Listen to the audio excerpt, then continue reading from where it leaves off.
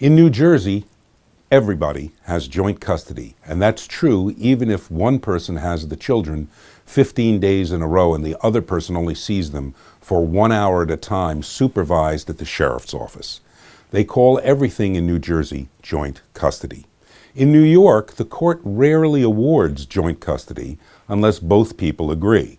If you agree that you'll have joint custody, the court will go along with it. But in any event, either in New York or New Jersey, joint custody is really defined by the agreement that you make or the court order that's issued. You could have a joint custody agreement where people share the children 50-50. Or you could have a joint custody agreement where the non-residential parent only sees the child 1 day a week. It depends on the agreement or the court order.